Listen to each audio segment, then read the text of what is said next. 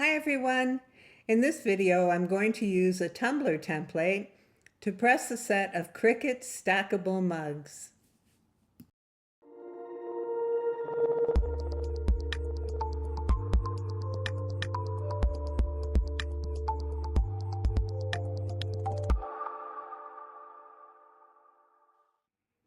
These are two of the tumbler templates that I showed you in a previous video. I modified them to use with Cricut stackable mugs. I'll add a link to that previous video in the description right under this one in case you'd like to watch it. So today I'm going to be pressing this Santa suit on 4 stackable mugs. So let's just hide the penguin. He's really cute, but I want to do the Santa suit today. We'll click Make It. Don't forget to mirror your project anytime you're using sublimation or infusible ink. We'll click Continue. I'll click Send to Printer. Design Space has selected my Epson ET2720 sublimation printer, which is exactly what I want to use.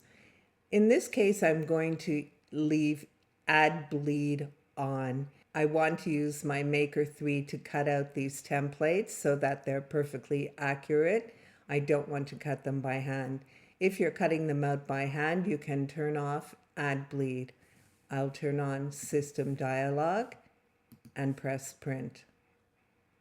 You can see that Last Used Settings is up on my screen.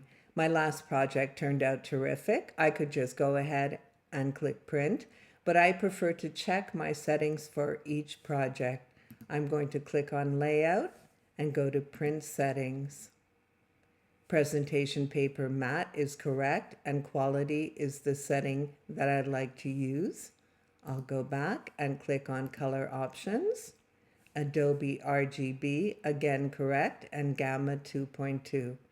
All I need to do is click Print. I'll do the same for the second layout. I'm going to select laser copy paper as my preferred material. I find that it does really well cutting sublimation paper. I'm going to switch to my overhead camera and we'll press some Cricut stackable mugs. I have 2 of the mugs pressed. They turned out really cute. I'm really pleased with them. I'm going to put the 3rd in the press now. And while it's pressing, I'll prepare the 4th. I'm excited to see how it's going to turn out. We're just going to clean this with a lint-free cloth. I know some people use alcohol wipes to clean their tumbler and their mugs, or tumblers even. I haven't at all. I just use a lint-free cloth to make sure there's no fingerprints on them. A couple of things I wanted to show you. As always with any mug that you do, you want to make sure your template is facing in the right direction. But I wanted to show you this because the mug is concave on the bottom. You can't press in that area. So if you use the template at the right size, it's going to be too short if you just put it on like that. So you want to work with it a bit.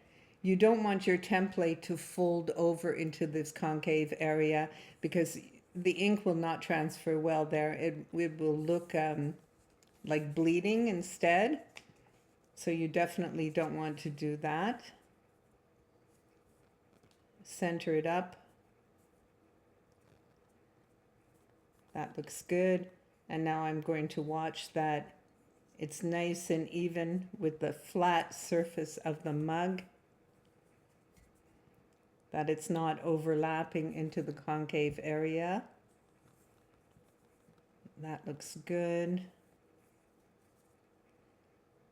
I'm going to take some heat-resistant tape and I'm going to put a piece on the center on the bottom just to keep it from moving while I tape the sides. We want to make sure it stays nice and tight. That looks very good. I'll take my cradle. It's a big help.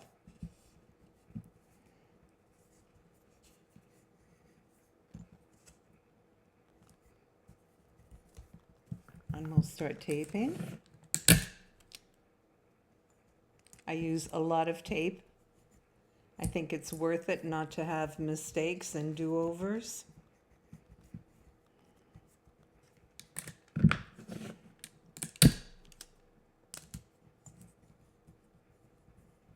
And I press my seam down very well.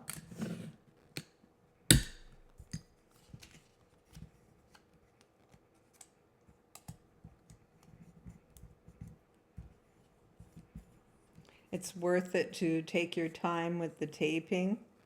Make sure it's nice and straight, everything is lined up super well.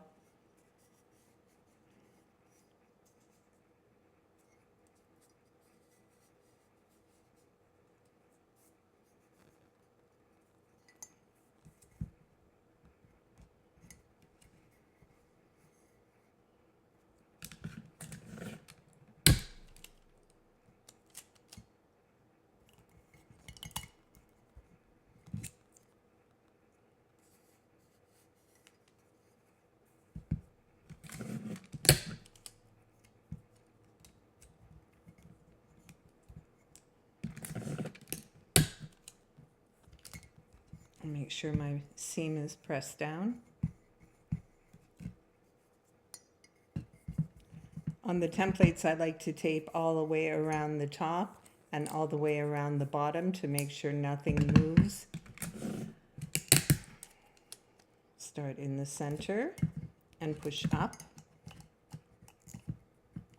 and fold the tape over the top. That looks good.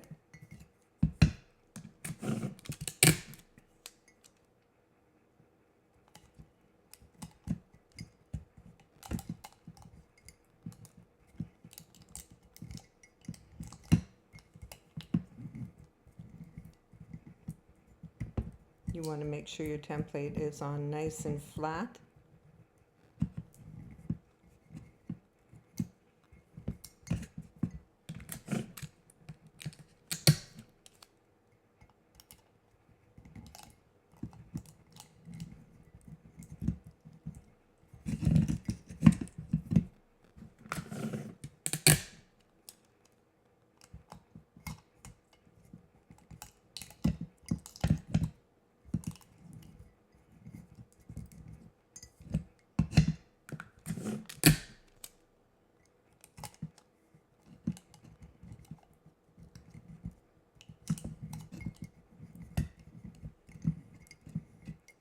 Make sure your tape is good and tight all the way around.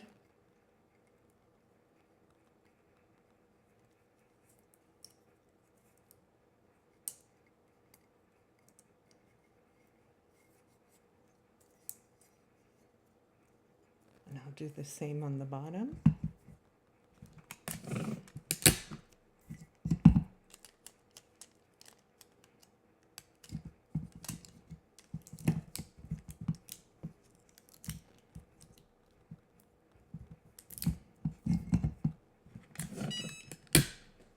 This one is ready. Set it aside to cool.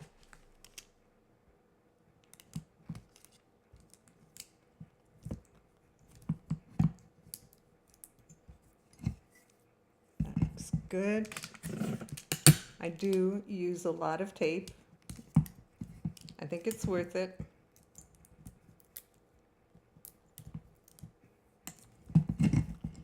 To get a nice finish.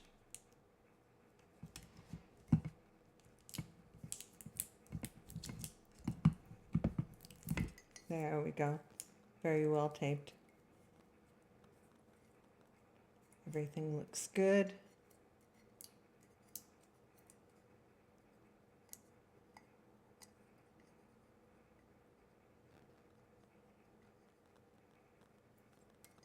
Okay. Now we'll just do our butcher paper.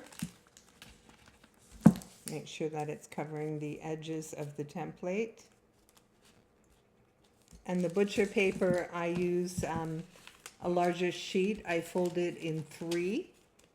And some people say, oh, you only need 1 sheet. But Cricut recommends 3, so I use 3. I fold it in 3. And I cut it about 9, just about 9.5 wide, so that it covers the entire template. And for these stackable mugs, I cut it 3 inches wide. So 3 layers of 3-inch by 9.5 inch.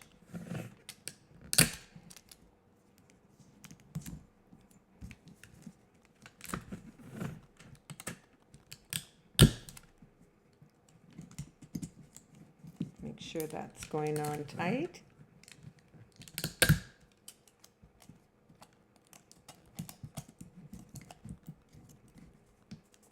There we go.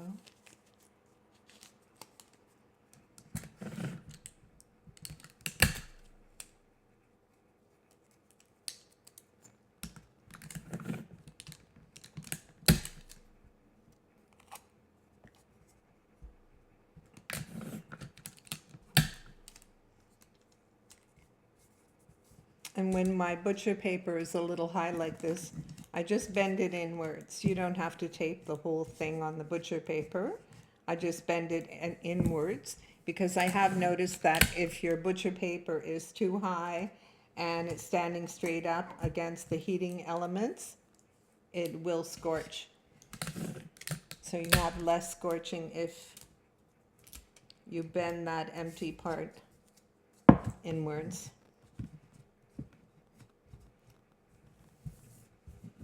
And here we go.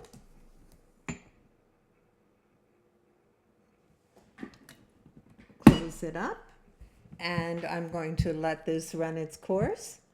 I'm going to skip ahead in this video and we'll unwrap these 2 finished mugs. I'm back to unwrap these mugs. I'm anxious to see how they turned out. I wanted to mention to you, see how this excess paper at the top has scorched a little on the last one? That's what I was talking about. So if you have 1 inch of paper sticking out at the top, you're going to have 1 inch of scorching up at the top. So bending it in does help. This one is quite cool, so we'll go ahead and unwrap it. I'm anxious to see how it turned out.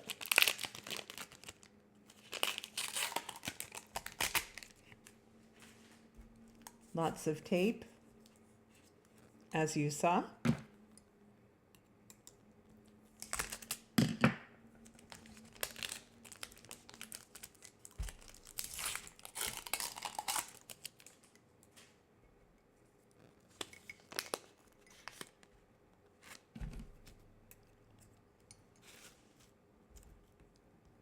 I'm excited to see it.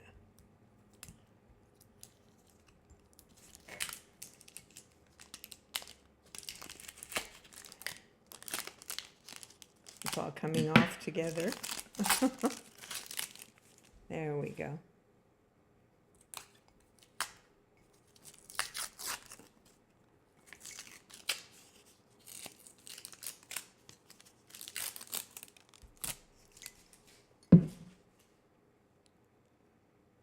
This is the top of the Santa suit.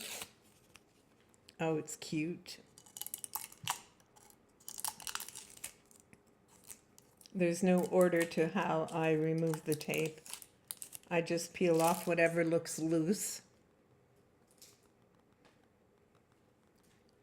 Whatever is easily removed.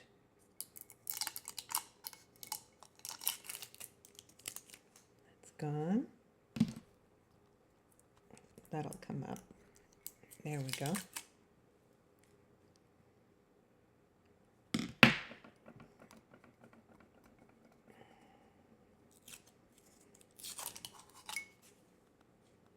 Looks cute.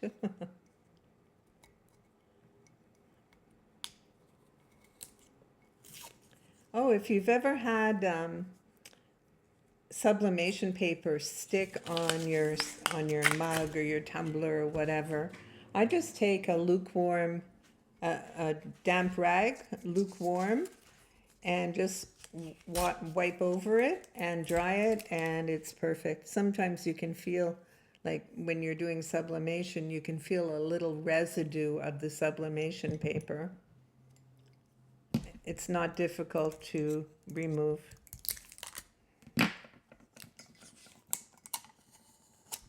There we go. There's the top. Very cute. Very cute. And then goes his belt, or the belt. Isn't that sweet? This one is still a bit warm, but not bad. Not bad. Okay, we'll unwrap this one too. I know you're supposed to wait until they're cool before you unwrap them, but I'm always too anxious to see how they turn out. I never have patience to wait until it's completely cool. Get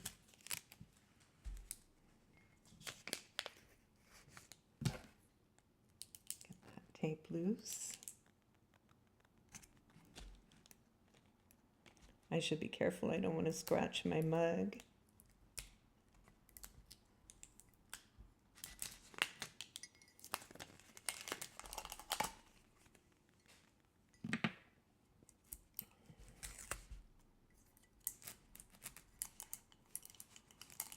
Lots of tape. But I like the way the edges come out nice and clean when you tape really well. And see, I don't have any bleeding over into the concave. It's nice and white in the concave. So it really is worth it to do all the taping. I know some people think it's excessive, but I think it's really worthwhile.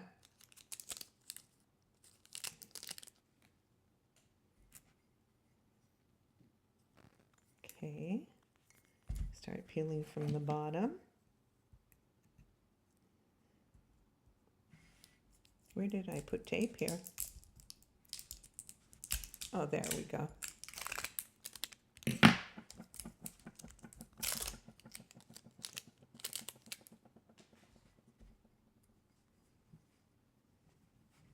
Are you as anxious to see this one as I am?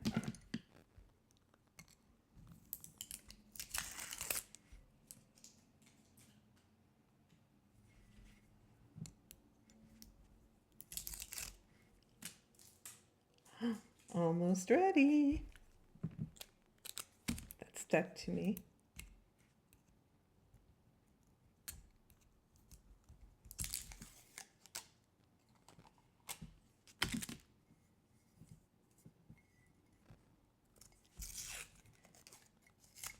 Oh, it's going to be cute.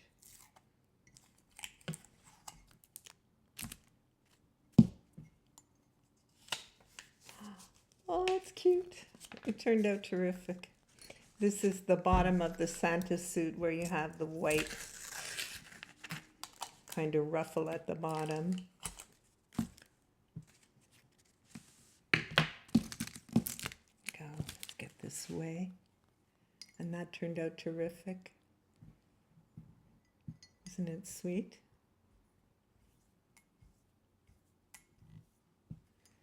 So, this goes under the belt. Should be careful showing it to you. I'll post a picture of it, of course, so you'll see it much better than the way that I'm holding it. And then I needed a fourth. So this is 3 from the mug template, from the tumbler template, and then I made a 4th mug for the bottom. And I showed you in that previous video how I did the faux glitter for the bottom mug. Don't want to drop this. And there we go. Need to be careful with this. So that's it. You can really have fun making these mugs with your tumbler templates. If you have them, easy to modify. As I mentioned in the beginning of the video, I'll link my previous video to this one in the description right under it. So if you'd like to see how I modified the tumbler template to work with stackable mugs, you'll be able to watch how it's done. Please take a moment to like this video and subscribe to my YouTube channel.